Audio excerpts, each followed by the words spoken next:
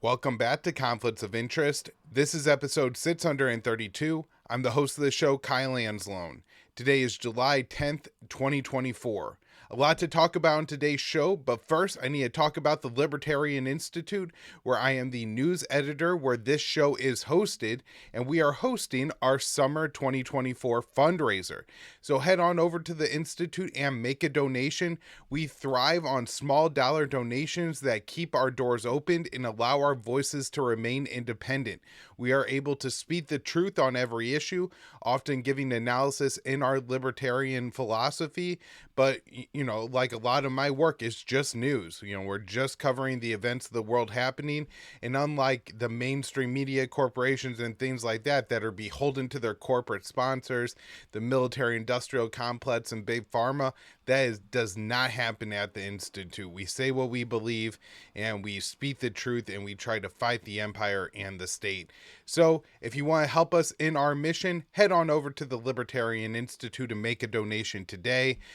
Even a small donation, 15, 20, even $50, it goes a long way to helping us meet our goal, and we'll get you some great kickbacks from the Institute. We've published 14 books so far, including books by Tom Woods, James Bovard, Lori Calhoun, Scott Horton, and many other great authors, and some of those books are available to you if you make a donation to the Institute. So again, libertarianinstitute.org/donate and help out the show today. All right, with that, I will get into the news.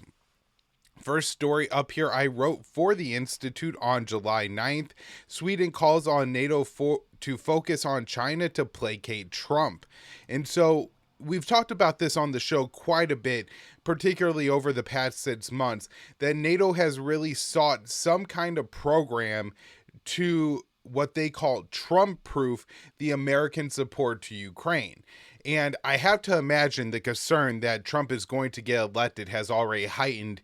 And I'm sure that there's a lot of world leaders, a lot of capitals around the world, including in our allies. It's not just, Moscow, Tehran, Pyongyang, who all have to be thinking and calculating that, look, Biden has till January, so I guess about 6 months now left in office, and 3 months to November, about the November elections now.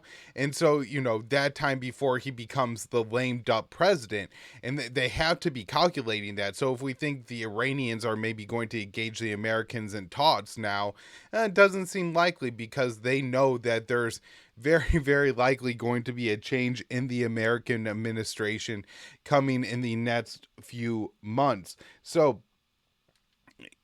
as we have all these NATO leaders gather in Washington for the 75th summit of NATO, I'm sure one of the main talking points and one of the main things that they're focused on working out is what are they going to do to make sure that Trump doesn't come in and wreck the alliance. Now, we do know that Trump isn't going to actually do this. We saw from his first term, of course, there were moments on the campaign trail when he was talking about exiting NATO, but his real issue with NATO, as we've seen, is that the Americans pay more than the Europeans combined. That's his real issue with it. I think if they balanced out and they were all spending over 2%, closer to 3% of GDP on defense, particularly if they're buying a lot of American arms, then Trump is going to talk about how much he loves NATO and how much, we have this great, glorious, expanding NATO alliance that buys all of our great, glorious American weapons. Trump isn't philosophically or fundamentally opposed to a massive alliance that the United States is the center of, that the United States spends the most on. He just wants there to be a little bit more parity in spending levels.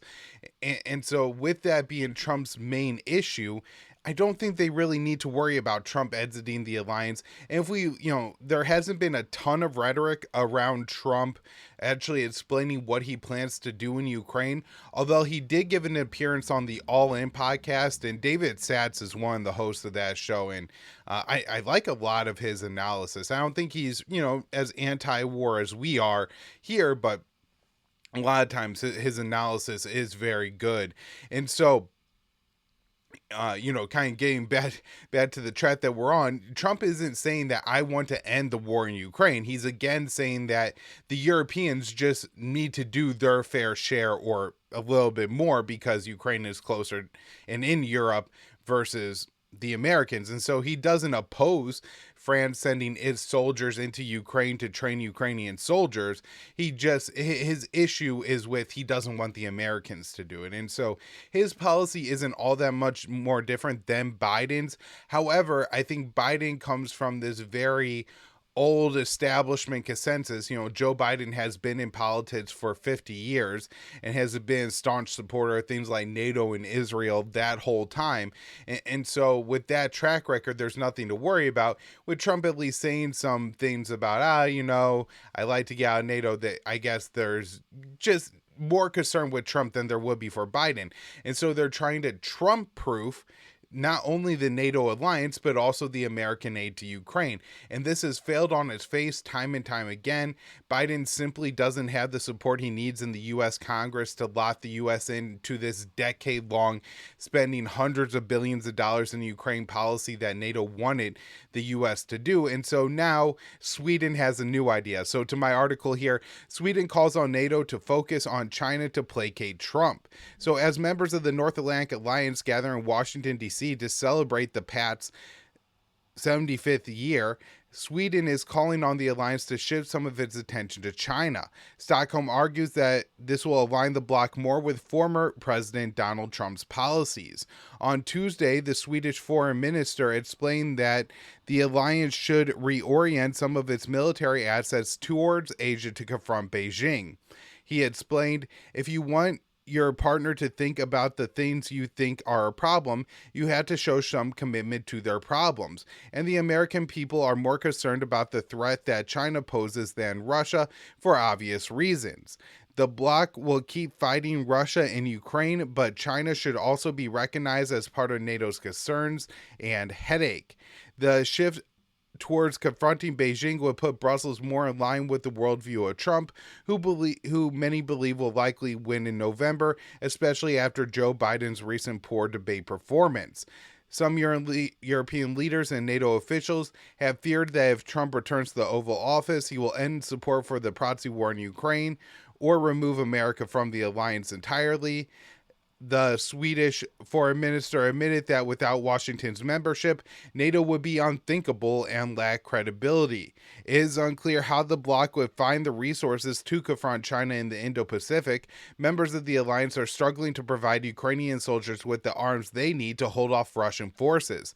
Additionally, a NATO official recently explained that the bloc is 35 to 50 brigades short of being able to execute its battle plans should war with Russia break out in Europe. The focus on China is the latest effort by the bloc to Trump-proof U.S. support for Ukraine should the 45th president win re-election. Past efforts to lock the American taxpayers into a decade-long scheme to fund Kiev with tens of billions of dollars annually failed to materialize. The concerns over a second Trump presidency may be misguided. During his first term, Trump oversaw the expansion of NATO and began shipping arms to Ukraine. American political figures who operate near Trump say his main concern is getting the alliance members to spend more on weapons in war. Currently, the U.S. military budget accounts for 68% of the bloc's defense spending, at least 10 times greater than the second highest spender, Germany. And with that, in my article, I linked to a piece from Politico where they speak with several Trump allies, Mike Pompeo, and I think maybe Rick Grinnell and a few others, and they kind of just get a consensus on what Trump's foreign policy may look like. Now with Trump, of course, his foreign policy may look nothing like what his advisors think. However, I think what we really saw from his first term was that while Trump maybe did have instincts, and maybe those instincts did reign supreme at times, such as not escalating with Iran after the U.S. drone was shot down over the Persian Gulf, at other times Trump had instincts like talking with Kim Jong-un, and those instincts were really overridden by his advisors, things like arming Ukraine as well. So I really do think who ends up in positions of influence once Trump takes office will have a lot of power over his foreign policy. I think, again, Trump is going to be focused more domestically, and I do imagine we have a similar dynamic as the last time Trump was in office, which is heightened domestic tensions, even if it's not a direct result of Trump's chaotic leadership. Certainly the Democratic reaction to Trump is very chaotic as well. All right, so next up here, this one from Dave DeCamp, July 9th, antiwar.com. Report, NATO is expected to tell Ukraine its path towards membership is irreversible. So NATO is likely to tell Ukraine that its path towards NATO membership is irreversible during the alliance's summit that has begun in Washington, Politico reported on Tuesday. The report said the language is already included in a draft version of the communique that's set to be released on Wednesday. The text will be finalized on Tuesday night, but it has already been approved by the U.S. and other major NATO countries. The Politico report said the inclusion of the language would be a stunning development for Ukraine and a major defeat for Russia, but there is no sign that Ukraine will be given a clear road map towards membership at the summit, meaning the communique is another empty promise designed to continue the proxy war. The issue of Ukraine's potential NATO membership was a major motive for Russian President Vladimir Putin's decision to invade Ukraine. During the lead up to the invasion, the U.S. refused to engage seriously with Russia's demand for the U.S. to guarantee that Ukraine wouldn't be admitted to NATO, despite telling Kiev behind the scenes that there would be no membership for at least a decade. Ukraine was first promised it would eventually become a member of the alliance at the 2008 summit in Bucharest, despite the issue being a major red line for Russia. At the time, then U.S. Ambassador to Russia, William Burns, who is the current CIA director, warned against promising NATO membership to Ukraine and Georgia. He said it would touch a raw nerve for Russia and invoke very serious security concerns for Moscow. In a cable published by WikiLeaks, Burns wrote, "Not only does Russia perceive encirclement and efforts to undermine Russia's influence in the region, it also fears unpredictable and uncontrolled consequences which would seriously affect Russia's security interests." And this is the brightest of all red lines memo. And it was why when Burns was put in the position as head of the director of the CIA, maybe you're somewhat optimistic and you think, okay, there's going to be someone around Biden who could continue to tell him that, look, Mr. President, this isn't just Vladimir Putin. This is the entirety of the Russian people who feel an existential dread if Ukraine joins NATO. So we cannot allow this to happen. And yet, it just continued anyways, almost like Burns either wasn't in the White House and it was just Blinken and Sullivan and Newland and this class of absolute workhawk clowns that drove policy. Or, Burns really wrote it at the time, but he is just an empty-headed bureaucrat. And so this is 15, 18 years later now, and he just either doesn't believe it's still the policy or doesn't care anymore. Now, the other thing I just want to highlight here is I really maybe this will be seen as a provocation by Russia. At the same time, I think everybody is going to understand that this is just the NATO alliance breaking out the thesaurus and trying to use it in order to change up their language a little bit, but still say the same thing, right? They've always been saying that Ukraine will one day join NATO. That's the same thing as saying that the path is irreversible.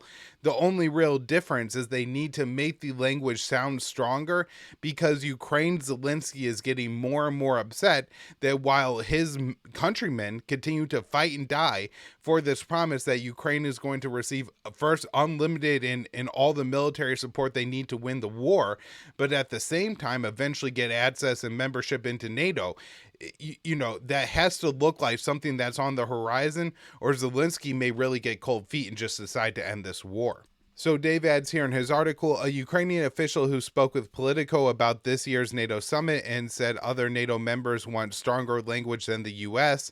The official said, "We've had sort of an agreement with the United States, so it'll be really clear on the path to membership is irreversible, but other allies are really pushing for stronger wording, and reserving the stronger wording maybe works so they could use it at next year's big NATO conference, wherever that is, to claim that they're giving Ukraine even more and giving them even more support." All right, next up here, this article I wrote for the Institute on July 9th. Independent UN experts slam Israel for creating famine in Gaza. A group of 10 independent experts studying the situation in Gaza declared that the Israeli military operations amount to a genocide and have created a famine. Over the past 9 months, Israel has destroyed most of the infrastructure in Gaza and only allowed a trickle of aid to enter the besieged enclave.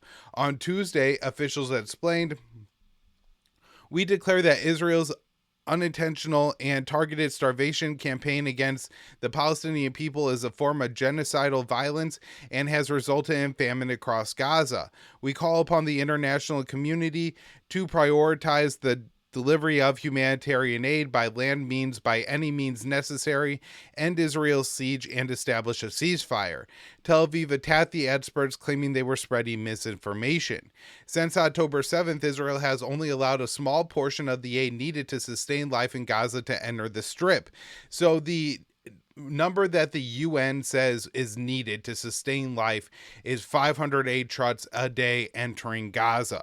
Now, before October 7th, I think about 500 aid trucks a day did enter Gaza, but there were also commercial goods crossing as well. And so not only is all the commercial trucks not entering Gaza, but only a limited number of aid trucks are entering. And it's about a fifth of what the Palestinians need, I think, on average since October 7th, between 100 and 200 trucks a day. But recently it has gotten significantly worse. Additionally, Israel has created this corridor that bisects the Gaza Strip. And so, aid from the northern half can't get to the southern half. And Israel pushed most of the Palestinian people in the Strip south. There are between 1.3 and 1.5 million Palestinians in Rafah before Israel's May operation, which took over that city. And so the result of that was the people in southern Gaza lost their lifeline for aid. And so the conditions there have been getting seriously worse, to the point I'm now reading that children are starving to death in hospitals in southern Gaza. So additionally, Israeli forces has decimated Gaza's agricultural center, bombed multiple aid distribution warehouses, and destroyed several bakeries. Also, I should mention they attacked convoys, including convoys where people were queuing, causing the flour massacre and other atrocities to be committed. The policy of blocking aid while conducting massive indiscriminate bombing campaign has forced nearly 1 million Palestinians to the brink of famine for several months. Tel Aviv relies on Washington for weapons and to provide diplomatic cover for Israel's war crimes at the UN Security Council. The relationship has given the White House significant influence over Tel Aviv's decision-making. Still, President Joe Biden has refused to use that leverage to force Prime Minister Benjamin Netanyahu to allow more aid into the Strip. Rather than applying that pressure on Netanyahu to open border crossings to facilitate more aid shipments, Biden elected to create a complex sea route for aid to enter Gaza via a floating pier. On Tuesday, the U.S. said the pier would only be temporarily reinstalled for a few days before it is permanently shuttered. The sea route failed to bring a meaningful amount of aid to the Palestinian people. After Israel seized the Rafah border crossing in May, Tel Aviv gained complete control over Gaza, causing aid deliveries into the Strip to plummet. And so I believe the aid deliveries in the month of May were about 60 trucks a day, and I haven't seen the June numbers yet. I was looking for them last night, and I'm not sure either if they're not published or I just wasn't looking in the right place. Anybody who finds them, please send them along, tag me in them on Twitter, or send me a DM, something like that. Really appreciate it. So overall, at least 34 Palestinians have succumbed to the Israeli imposed deprivation, but that number could be significantly higher.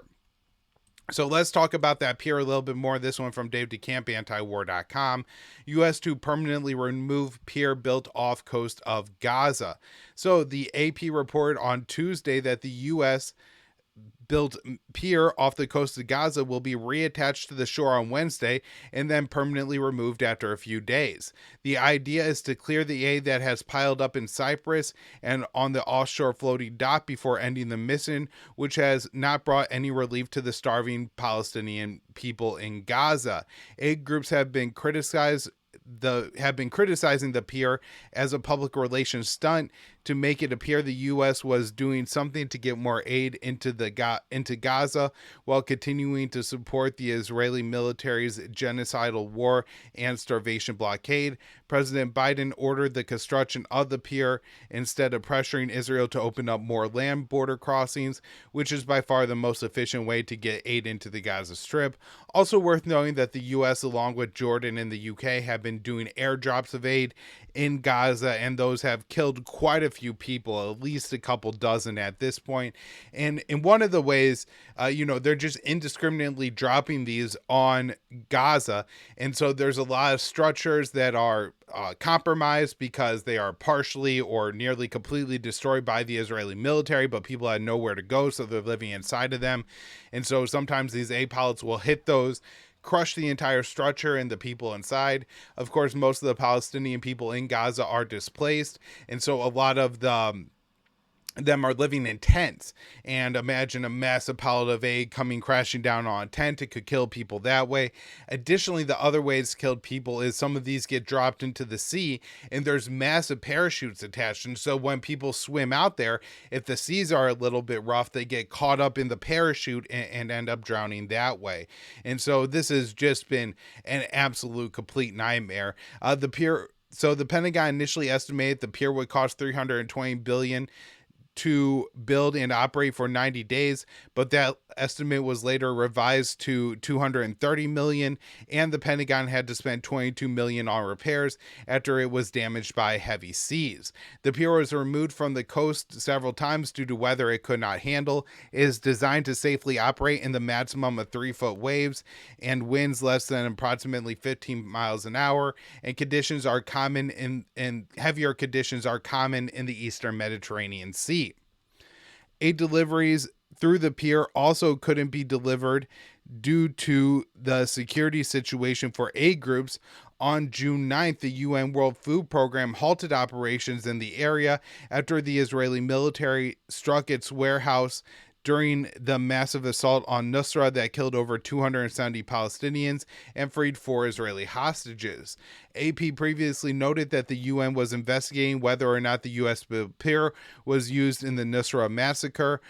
Video that surfaced online shows the Israeli military helicopter was operating near the Pier during the operation, and the Palestinian Red Crescent Society says some of the Israeli troops who carried out the aid raid arrived in an aid truck. So overall, the Pier was not good for the Palestinian people.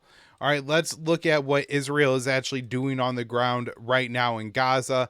This one again, Dave DeCamp, July 9th, antiwar.com. Israel controls 26% in Gaza, potentially paving the way for Jewish settlements. So the Israeli military has taken control of 26% of the Gaza Strip and is building bases and paving roads in the area to ensure a long-term occupation, which could lead to Jewish settlements, Haaretz reported on Monday. Israel established a buffer zone along the Israel-Gaza border by demolishing buildings and agricultural land. The zone cuts about 1 kilometer along Gaza's entire border with Israel and accounts for about 16% of the Strip's territory. Israel has also taken control of the Philadelphia corridor, which runs along the Egypt-Gaza border, and demolished buildings along the Nazarene corridor, a 38-kilometer square area that separates northern Gaza from the rest of the Strip. The Israeli military has built bases in the corridor and is using the Turkish hospital, which was Gaza's only cancer treatment hospital, as another base. The U.S.-built Pier is also located in the Nazarene corridor. Haaretz reported that graffiti written in Hebrew near the Pier reads, "Without settlement, there is no victory." An Israeli settlement called Nazarene used to be located where the Turkish hospital was built. All Israeli settlement in Gaza were evacuated by 2005 as a part of a policy known as disengagement. According to Haaretz, the settlement was a part of the Israeli government's plan to bisect Gaza and strengthen Israeli control by means of civilian settlements. Today, Israeli soldiers in Gaza are taking symbolic steps to show their support for reestablishing Jewish settlements in the territory. One video in the Haaretz report shows a uniformed Israeli soldier placing a menorah in a building near the Turkish hospital. The menorah was said to be the same one that was removed from a synagogue in the Nazarene settlement before it was evacuated. Israeli Prime Minister Benjamin Netanyahu has denied establishing Jewish settlements in Gaza was one of the goals, but members of his coalition and the Likud party openly support the idea, as well as the mass expulsion of Palestinians. A member of the Likud party said in March, in order to preserve the security achievements that our soldiers lost their lives for, we must resettle Gaza with security forces and settlers that will embrace the land with love. At the same March, National Security Minister Itamar Ben-Gvir, the Jewish Power Party, called for the expulsion of Palestinians from Gaza. We must return to Gaza now. We are coming home to the Holy Land. And second, we must encourage emigration. Encourage the voluntary emigration of the residents of Gaza. It is moral. And so, I mean, Itamar Ben-Gvir is a particularly disgusting man, but this is a policy that does seem to have pretty wide support, at least the Israeli political class, if not much of the Israeli population as well. Next up here, Israeli official says it's clear that Netanyahu doesn't want to deal with Hamas. A senior Israeli official told Al Monitor that it's clear that Israeli Prime Minister Benjamin Netanyahu doesn't want a ceasefire and hostage deal with Hamas after he released a list of non-negotiable demands ahead of sensitive negotiations. Netanyahu's demands include the condition that Israel would be allowed to resume military operations after the deal is completed. So the unnamed senior official said, Anyone wanting to succeed in the fateful and difficult negotiations does not emphasize the gaps and difficulties twice a day, but tries to emphasize agreements and the prospects. It is clear all of us that Netanyahu simply does not want the deal. And this is also clear because we now have Yair Lapid, the Israeli opposition, saying that if Israel does take the hostage deal, he will go ahead and support the Netanyahu government. Now, this is important because there's a lot of people who say that, Netanyahu would like to take a deal, but he has this right-wing, extreme right-wing faction, Itamar Ben-Gvir and others that are a part of his government, that if they left his government would collapse. And so they, say that these people got Netanyahu basically on a short leash and they control him. However, I think that these people really serve to cover Netanyahu's right-wing desires. He could say, it's because of the far right, or, his advocates can point to Itamar Ben-Gvir, Bezalel Smotrich, and others, members of these far-right parties. However, he doesn't have to have their support to remain in power. This is clear now, and he continues to not make the deal. So, I think it's pretty obvious that Netanyahu is just against any deal. Now, there could be multiple reasons for this. One, he could have a better sense of the American political system than other Israeli leaders. I think this is possible. And so, I'm not trying to give Netanyahu too much credit, but in the way that evil geniuses are sometimes able to carry out very complex plots to advocate really negative things, I think that's some of what we see actually going on here with Netanyahu, where he understands that keeping this war going at least through the election, if not on into the next Trump presidency, will be great for Israel, and Israel will have a free hand to act without risking losing support for Washington. And so I think that is the situation, that Netanyahu really feels he has at least 6 months, if not more time, going into the Trump administration where he has a blank check from the Americans. And in fact, the worse Israel acts during this time, the more that the American political dynamic is going to switch to make that behavior tolerable and okay. And so let's say Israel tomorrow were to bomb a camp of 200 children or something like that, and the Biden administration were to come out and condemn it. Trump would then attack Biden for that and say, what are you doing? You can't attack U.S. allies. There were terrorists there. Hamas was there. I mean, the Israelis refer to all Palestinians as terrorists, right? And so Trump could very easily adopt that language and just say, oh, all 200 of those children were terrorists or something like that. And I think Netanyahu really understands that is the political dynamic in America right now. And the more war crimes that Israel commits now, the more Americans will be willing to accept them. And that also gives Israel permission to do this later on down the road as well, right? You're saying the precedent that these war crimes are allowable and could happen. And if they go on during the Biden administration, how then can liberals attack Trump for allowing them to continue and things like that? So I do think Netanyahu sees that he has a lot of political power in America right now, and the longer he keeps this conflict going, the more actually, at least again for the next 6 months, his political power in the U.S. is going to increase. All right, next up here, IDF spokesperson says Hamas will still be in Gaza 5 years from now. So an IDF spokesman, this is Rear Admiral Daniel Hagari, has said that Hamas will still be in Gaza 5 years from now in his latest comments that cast doubt on Prime Minister Benjamin Netanyahu's goal of eliminating the Palestinian group. He told ABC, Israel is planning a long war against Hamas. Will you and me be talking about 5 years from now about Hamas as a terrorist organization in Gaza? The answer is yes. Hagari made similar comments recently that were more directly critical of Netanyahu's goal. He said this business of destroying Hamas, making Hamas disappear, is simply throwing sand in the eyes of the public. Hamas is an idea. Hamas is a party. It's ruined the hearts of the people. Whoever thinks we can eliminate Hamas is wrong. According to Israel's Channel 14, Netanyahu criticized Hagari in private for his latest comments. He is reported to have said, there are also members of Hamas in the West Bank, but there is no Hamas rule. There are neo-Nazis in Germany, but there's no Nazi rule. Israel will eliminate Hamas's rule and not allow it to control the Gaza Strip again and threaten Israel from there.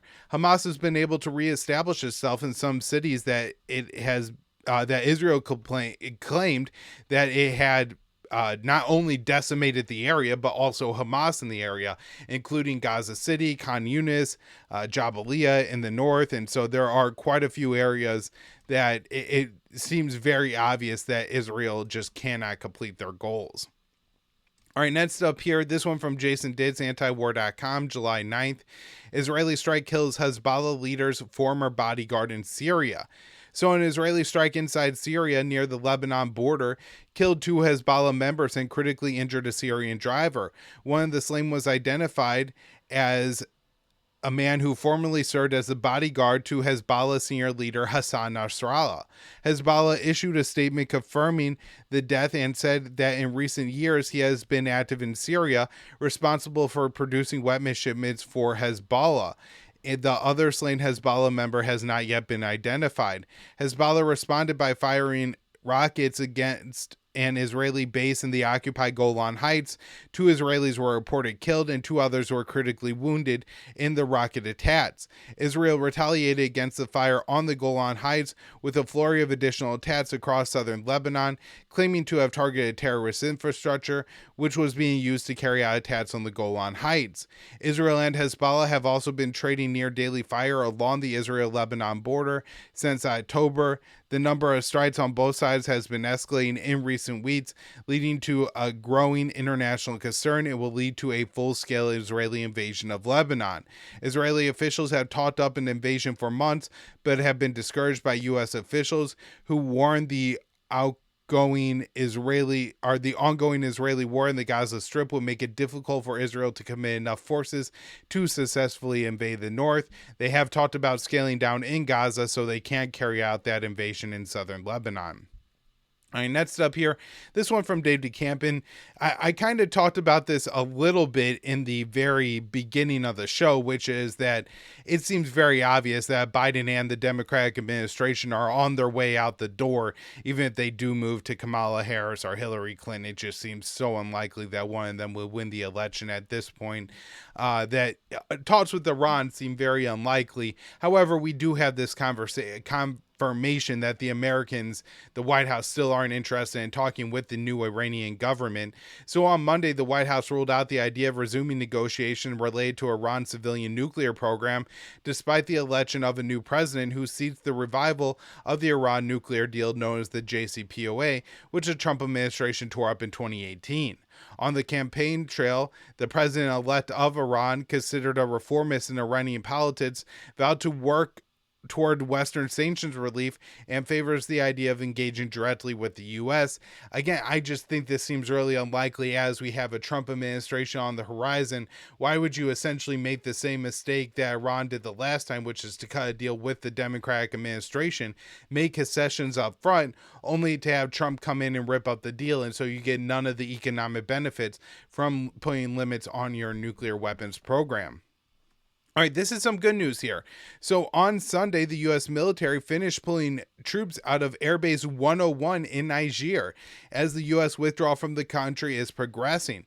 The Air Force Major General Kenneth Ekman, who is the on the ground overseeing the withdrawal, said Friday that at least 500 U.S. troops remain at Airbase 201, a major drone base located in Niger that cost the U.S. over $100 million to build.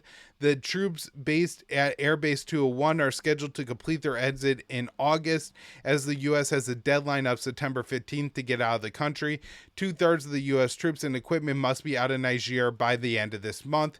Ekman said that a small number of U.S. Special Forces operations, about 10 to 20 soldiers, have redeployed elsewhere to Africa, but the bulk of the U.S. troops being pulled out of Niger will be sent to Europe.